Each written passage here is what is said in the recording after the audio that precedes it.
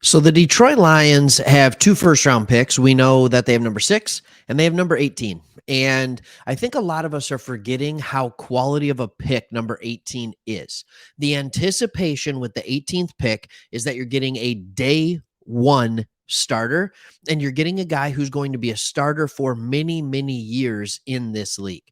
That is the expectation at 18. And so it kind of gets us wondering, okay, but what kind of talent should we be looking for at 18? Is it a franchise changing talent? Is it a Pro Bowl talent? Is like, what exactly are we looking for with pick 18? And so I wanted to just kind of take a look at this. And there was an article by Mike O'Hara on DetroitLions.com, which I was very, very surprised by that they would look into it this well. And I thought it was great. And so he talked about not all the gems are in the top of the first round. And what he did was he went year to year for many years, talking, at least in the last 10 years, on who the number 18 pick was, period.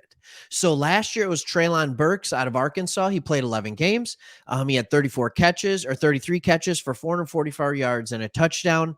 He produced when he was on the field, but he was hurt. If you don't remember, he was hurt often with that. So here's what I want to do in this. We're going to go through some of these players. And this is, and we know Brad Holmes is a good at drafting. So this is what the 18th pick has looked like overall. Across the league. The Miami Dolphins in 2021 drafted D lineman Jalen Phillips. He played in all 17 games in both of his first 2 seasons. He produced 15 and a half sacks in the 2 seasons combined. It was a good pick. It was a good defensive lineman, a high quality starter on the defensive line with the 18th pick. I'm excited about this. How about in 2020, Austin Jackson, tackle out of USC, again, the Dolphins.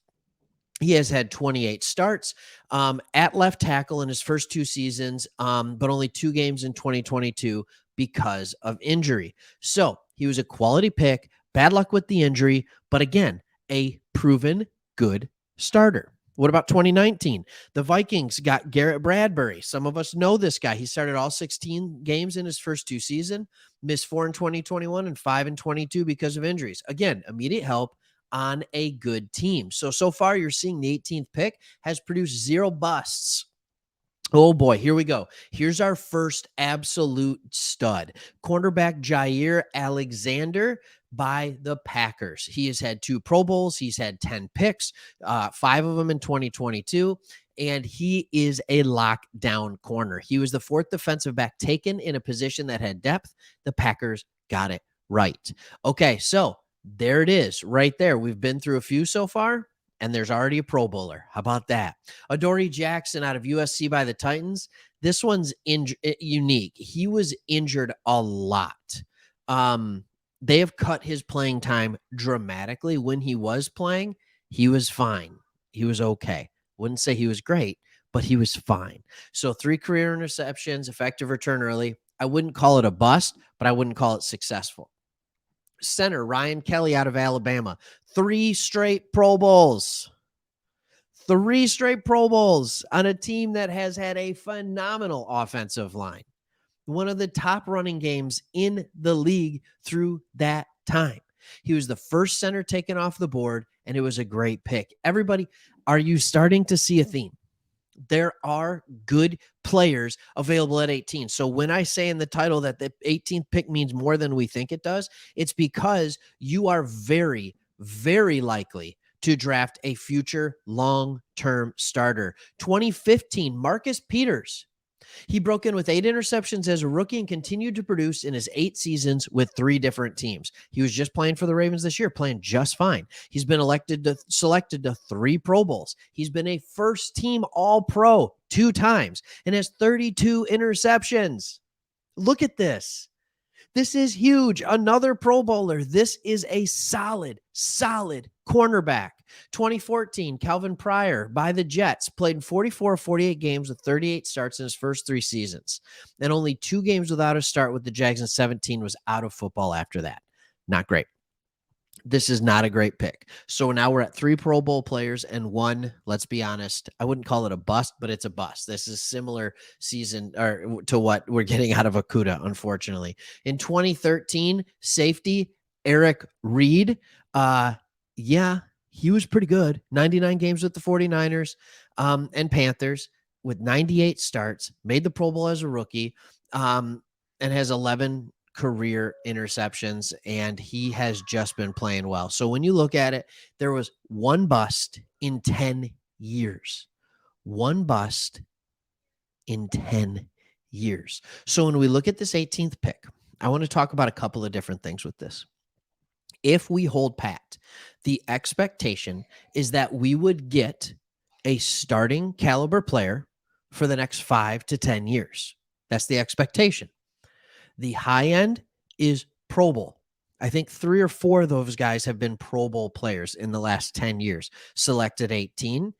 And one of those was an all pro, meaning the best at his position. So high end, Pro Bowl, all pro, 30, 40% chance. Low end, he's a bust. There's 1. And even that bust started every game for 3 seasons. Even that bust started every game for 3 seasons. Again, it was the Jets, whatever. Right. So here's what we're looking at. We're looking at a player that could be good, but it means something more than just if we stand pat. It also means the value of the 18th pick. Do you think other NFL GMs don't realize what they are looking at with the 18th pick? They know just as well as I know, just as well as you know, just as well as Mike O'Hara, who wrote this article, knows that the 18th pick is a 90% win rate. 90% of the players drafted at 18 in the last 10 years were long-term starters. In fact, you could go 10% win rate, or not 10%, 100%, because even the guy who was a quote-unquote bust ended up starting for 3 years. He ended up being out of the league when he got moved to Jacksonville, and I'm not saying he was a good player, but he did start for 3 years. The rest of the league knows that as well.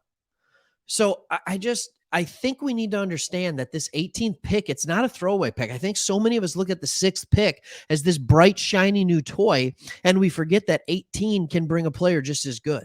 This is a top-heavy draft. I think you want to be in the first 5 picks, and then picks 6 through 20 are all very similar.